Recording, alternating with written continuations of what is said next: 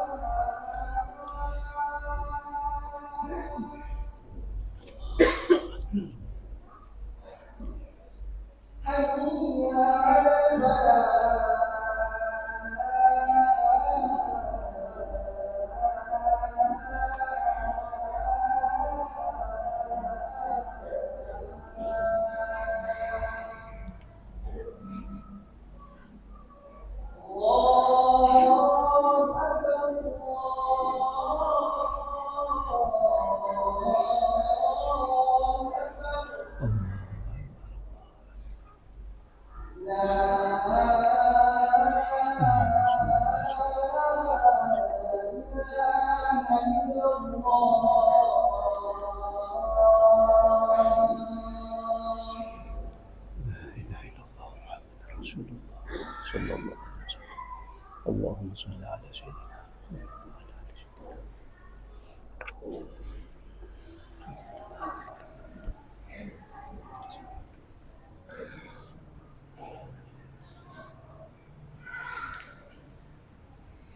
Alhamdulillah Alhamdulillahi Rabbil Alamin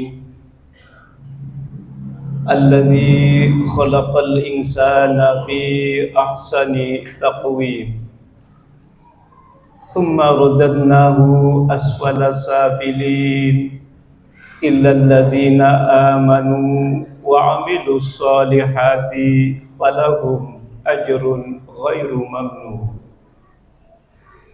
Ashhadu an la ilaha illallah wahdahu la sharika lah Al-Malikul Haqqul Mubin Wa ashhadu anna sayyidana Muhammadan abduhu wa rasuluh As-Sadiqul Wa'dil Amin وصل وسلم وبارك على هذا النبي الكريم وحبيب الرحيم اللهم صل على سيدنا محمد سيد الأنبياء وسيد المرسلين وعلى آله الطاهرين وعلى أصحابه الذي يتمسكون بكتاب الله وسنة رسوله أما بعد فيا أيها المؤمنون رحمكم الله أوصيكم ونفسي بتقوى الله اتقوا الله وطاعته لعلكم تفلحون واعلموا أن الله قال في كتابه العظيم أعوذ بالله من الشيطان الرجيم يا أيها الذين آمنوا اتقوا الله حق تقاته ولا تموتن إلا وأنتم مسلمون صدق الله العظيم وصدق رسوله النبي الكريم والحمد لله رب العالمين. Ma'asyiral muslimin rahimakumullah, hadirin jamaah salat Jumat yang dirahmati dan dicintai oleh Allah. Saudara-saudaraku ikhwafillah, mudah-mudahan senantiasa dalam limpahan rahmat dan keberkahan dari Allah Subhanahu wa taala. Diberikan sehat wal afiat, diberikan barokah dalam hidupnya, barokah rizkinya, barokah umurnya, dan mudah-mudahan saat-saat akhir hayat kita tergolong orang yang husnul khatimah. Alhamdulillah, mari dari hati yang tulus kita senantiasa memanjatkan syukur kita kehadirat Allah Subhanahu wa taala atas segala limpahan nikmat, limpahan anugerah, limpahan hidayah. Di antara nikmat yang paling besar dalam kehidupan manusia adalah ditetapkan iman dalam lubuk hati kita. Dengan iman itulah yang akan membimbing manusia, yang akan menuntun manusia untuk mencapai selamat dunia dan di akhirat nanti. Oleh karena itu, tiap Jumat Rasulullah mewasiatkan agar kita disuruh untuk meningkatkan keimanan, ketakwaan kita kepada Allah Subhanahu wa taala. Karena kehidupan di muka bumi ini dibatasi oleh waktu, dibatasi oleh usia, dibatasi oleh ajal. Saat ajal kita menjemput kita, kita akan memasuki alam kehidupan berikutnya yang disebutkan alam barzah. Berapa lama kita nanti akan berada di alam barzah? Akan sampai pada yaumil qiyamah.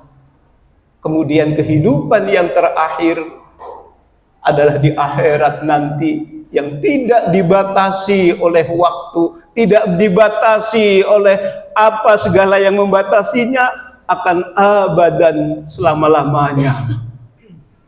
Oleh karena itu Allah Subhanahu wa taala berfirman dalam Al-Qur'an, wa tazawwadu fa inna khairaz zadit taqwa. Berbekallah kalian karena sebaik-baik bekal yang akan dibawa adalah ketakwaan.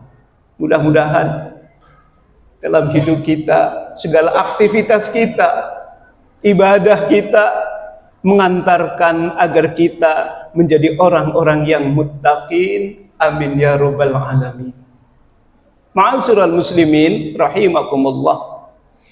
Salawat dan salam semoga Allah sanjungkan keharibaan junjungan kita baginda Rasul Nabi Agung Nabi Muhammad sallallahu alaihi wasallam beserta ahlul baitnya, dzurriyyahnya, para sahabat, para aulia Allah.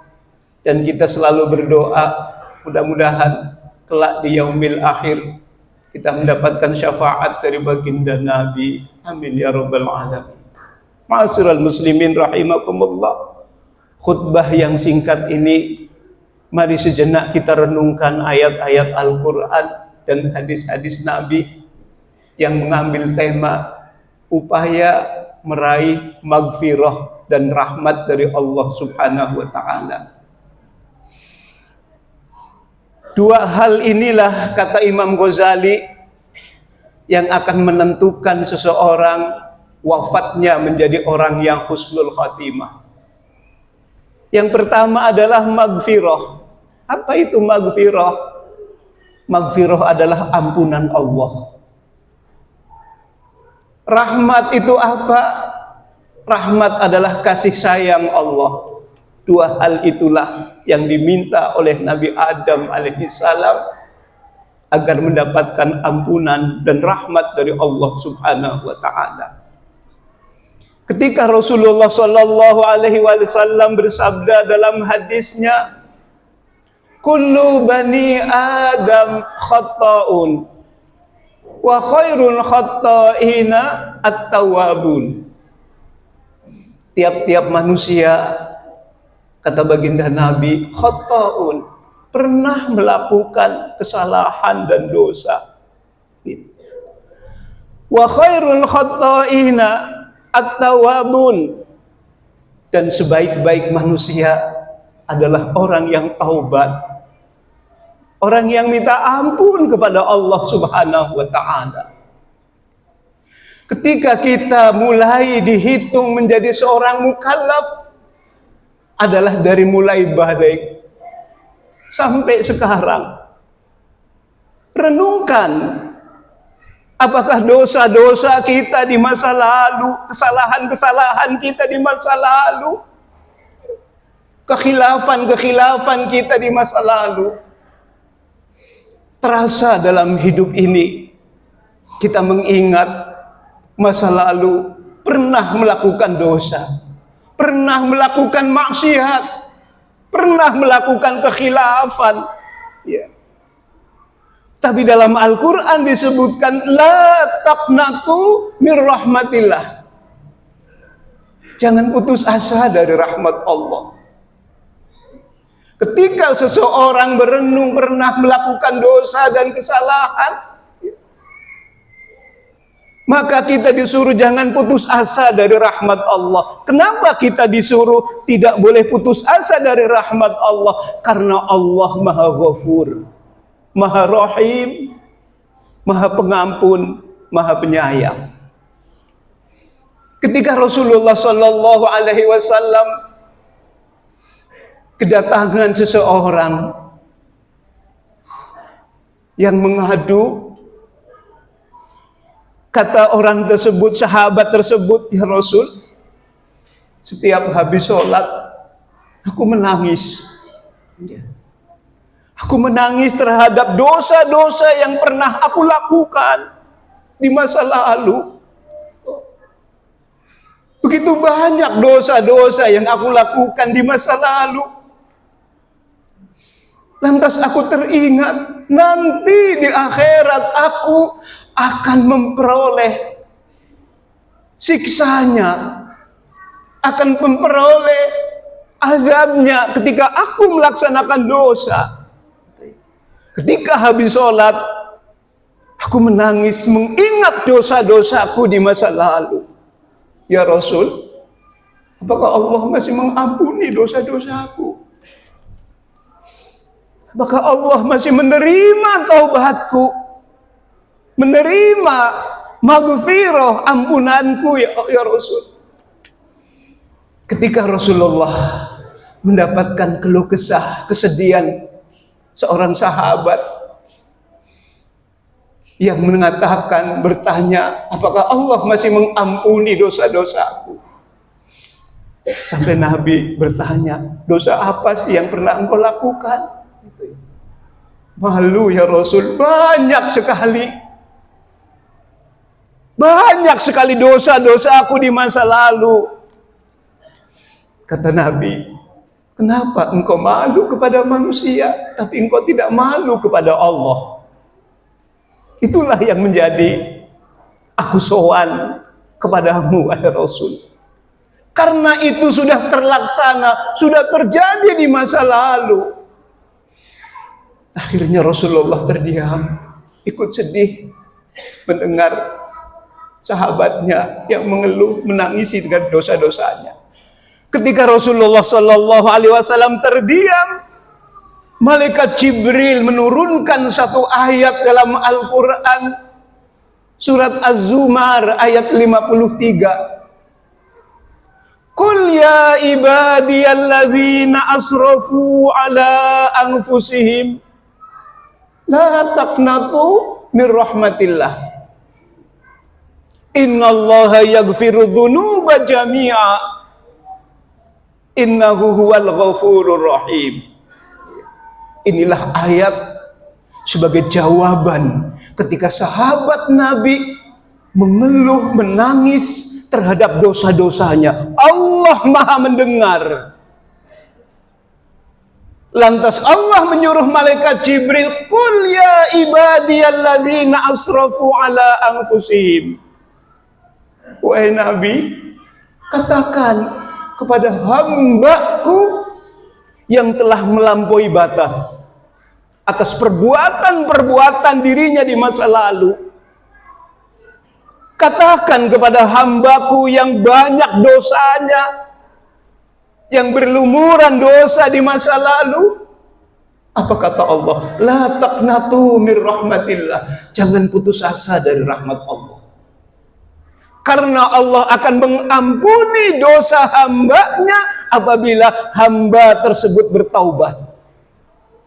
Apabila hamba tersebut minta ampun kepada Allah, bertaubat, Allah akan mengampuni dosa hamba tersebut. Innallaha yaghfiru dzunuba jami'a. Karena sesungguhnya Allah akan mengampuni dosa-dosa hambanya jami'a, semuanya. Innahu huwal ghafurur rahim. Sesungguhnya Allah Maha Pengampun dan Maha Kasih Sayang. Inilah setelah turunnya ayat ini, sahabat tadi merasakan senang, merasakan bahagia, seolah-olah aku baru dilahirkan. Karena Allah mendengar, menjawab keluh kesah dari aku. Allah akan mengampuni dosa-dosa hambanya. Semua dosa-dosa, apabila kita minta ampun dan taubat kepada Allah, Allah akan mengampuni. Innallaha yaghfiru dzunuba jami'a. Semuanya akan diampuni oleh Allah Subhanahu wa taala. Kenapa Allah mengampuni dosa-dosa hambanya? Karena Allah memiliki dua sifat. Apa sifat Allah? Ghafurur Rahim. Ghafur adalah Maha Pengampun, Rahim adalah Maha Penyayang. Dua hal inilah yang akan menjadikan bekal seseorang masuk ke dalam surganya Allah Subhanahu wa taala. Kita istighfar, kita minta ampun kepada Allah dari segala perbuatan-perbuatan kita di masa lalu. Apabila itu ada yang menyangkut dengan orang lain, cepat-cepatlah minta maaf. Cepat-cepatlah menyelesaikan sebelum ajal menjemput kita. Apabila dosa itu yang kewajibannya dengan Allah melalui kewajiban-kewajiban fardu yang ditinggalkan, cepat-cepatlah bertaubat. Karena Allah akan mengampuni segala dosa-dosa hambanya. Yang keduanya, Allah akan memberikan rahmatnya, kasih sayangnya. Sebagaimana dalam akhir surat Al-Baqarah, Rabbana la tu'akhidna in nasina aw akhtana. Rabbana wa la tahmil alaina isran kama hamaltahu 'alal ladzina min qablina. Rabbana wa la tuhammilna ma la taqata lana bi. Wa'fu anna waghfir lana warhamna. Ya Allah, maafkan segala dosa-dosa yang pernah aku lakukan. Waghfir lana, ampuni segala dosa-dosa yang pernah aku perbuat. Warhamna, dan sayangi ya Allah. Berikan rahmat. Oleh karena itu, Ketika kita minta ampun kepada Allah, isi sisa-sisa umur kita sampai datangnya ajal menjemput rahmat Allah Subhanahu wa taala. Siapa yang akan mendapatkan rahmat Allah adalah orang yang beriman dan orang yang istiqomah. Mudah-mudahan akhir hayat kita tergolong orang-orang yang akan wafat dalam keadaan husnul khatimah, diampuni dosanya oleh Allah dan mendapatkan kasih sayang dan rahmat dari Allah Subhanahu wa taala. Barakallahu li wa lakum bil Qur'anil azim wa nafa'ani wa iyyakum bima fihi minal ayati wa dzikril hakim wa taqabbala minni wa minkum tilawatahu innahu huwal ghafurur rahim. Allahumma shalli ala sayyidina Muhammad wa ala ali sayyidina. Allahumma shalli ala sayyidina.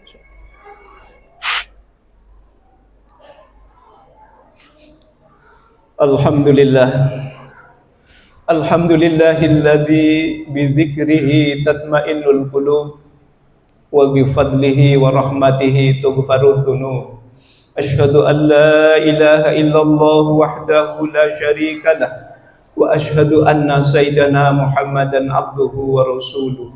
Allahumma salli wa sallim wa barik ala sayyidina Muhammadin Sayyidil Anbiya'i wa Sayyidil Mursalin wa ala alihi wa ashabihi ajma'in. Amma ba'du fa ya ayyuhal mu'minuna rahimakumullah. Usikum wa nafsi bitaqwallah. Ittaqullaha wa ta'atihi la'allakum tuflihun. Wa'lamu anna Allaha qala fi kitabihil azim. A'udzu billahi minasy syaithanir rajim. Inna Allaha wa malaikatahu yusalluna 'alan nabi ya ayyuhalladzina amanu sallu 'alaihi wa sallimu taslima. Allahumma salli 'ala sayyidina Muhammad wa 'ala ali sayyidina Muhammad Wardallahumma ala arba'atil khulafa'ir rasyidin Sayyidina Abi Bakrin wa Sayyidina Umar bin Khattab wa Sayyidina Utsman bin Affan wa Sayyidina Ali bin Abi Talib karamallahu wajhah wa baqiyatus sahabati tabi'in wa man tabi'ahum bi ihsanin ila yaumiddin wa alaina ma'ahum bi rahmatika ya arhamar rahimin. Allahumma ighfir lil muslimina wal muslimat wal mu'minina wal mu'minat al ahya'i minhum wal amwat innaka sami'un qaribun mujibud da'wat ya qadiyal hajat. Allahumma arinal haqqa haqqa warzuqna ittiba'ah wa arinal batila batila warzuqna istinabah. Allahumma tsabbitna bil iman, tsabbitna bil islam, tsabbitna bil khair, tsabbitna bit taqwa, wahtim lana bi husnil khatimah. Rabbana taqabbal minna innaka antas samiul alim wa tub alaina innaka antat tawwabur rahim. Allahumma ansuril islam wal muslimin wa izzul islam wal muslimin salimna wal muslimin. Rabbana atina fid dunya hasanah wa fil akhirati hasanah wa qina adzabannar. Ibadallah, innallaha ya'muru bil adli wal ihsan wa ita'i dzil qurba wa yanha 'anil fahsya'i wal munkar wal bagyi ya'idukum la'allakum tadhakkarun. Fadhkurullahal 'azim yadhkurkum wa la dzikrullahi akbar. Aqimus shalah. أشهد أن لا إله إلا الله أشهد أن محمدا رسول الله حي على الصلاة حي على الفلاح وقامت الصلاة قد قامت الصلاة الله أكبر الله أكبر لا إله إلا الله لا إله إلا الله محمد رسول الله صلى الله عليه وسلم. استووا واعتدلوا يرحمكم الله. صلي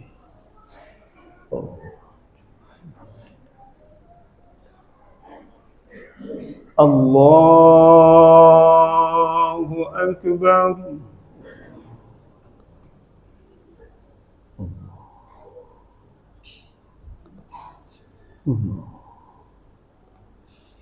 بسم الله الرحمن الرحيم الحمد لله رب العالمين الرحمن الرحيم مالك يوم الدين إياك نعبد وإياك نستعين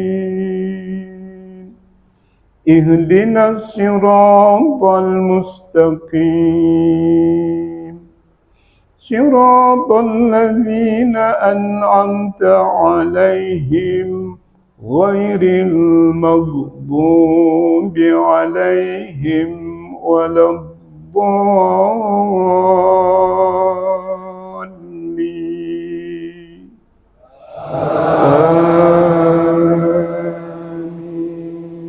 آمين.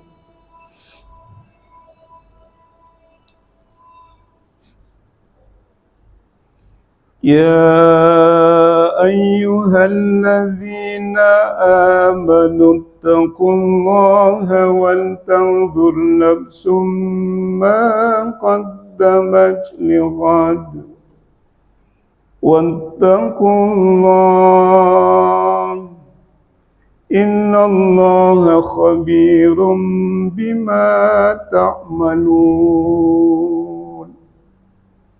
ولا تكونوا كالذين نسوا الله فأنساهم أنفسهم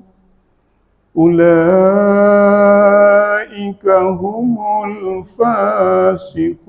الفاسقون لا يستوي أصحاب النار وأصحاب الجنة أصحاب الجنة هم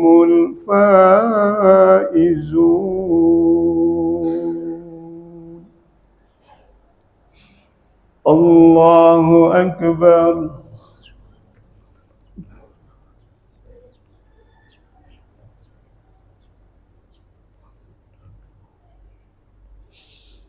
سمع الله لمن حمده الله أكبر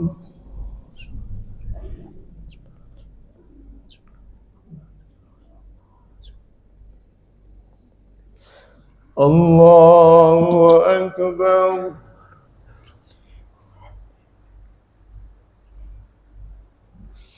الله أكبر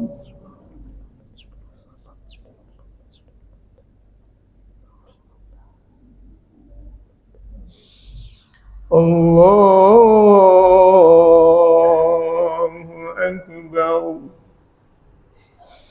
بسم الله الرحمن الرحيم الحمد لله رب العالمين الرحمن الرحيم مالك يوم الدين إياك نعبد وإياك نستعين اهدنا الصراط المستقيم صراط الذين أنعمت عليهم غير المغضوب عليهم ولا الضالين آمين.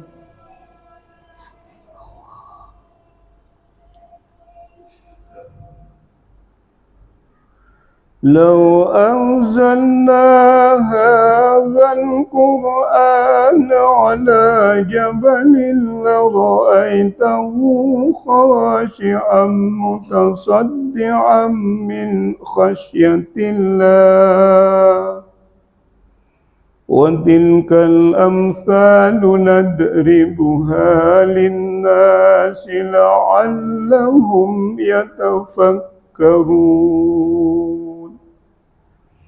هو الله الذي لا إله إلا هو عالم الغيب والشهادة هو الرحمن الرحيم هو الله الذي لا إله إلا هو الملك القدوس السلام المؤمن المهيمن العزيز الجبار المتكبر سبحان الله عما يشركون هو الله الخالق البارئ المصور له الأسماء الحسنى يسبح له ما في السماوات والأرض وهو العزيز الحكيم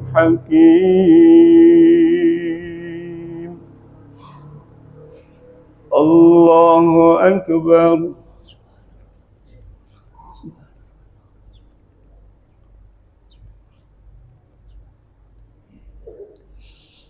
سمع الله لمن حمده الله أكبر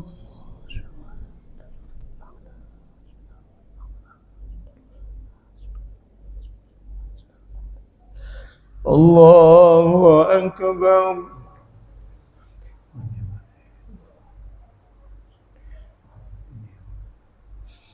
الله أكبر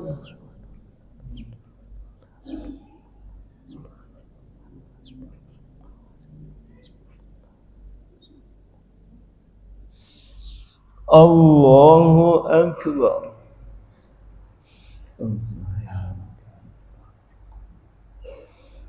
السلام عليكم السلام عليكم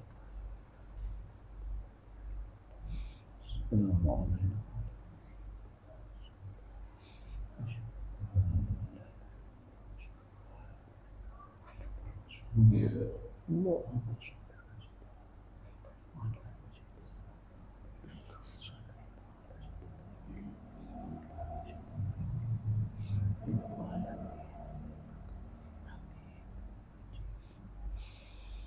السلام عليكم ورحمة الله السلام عليكم ورحمة الله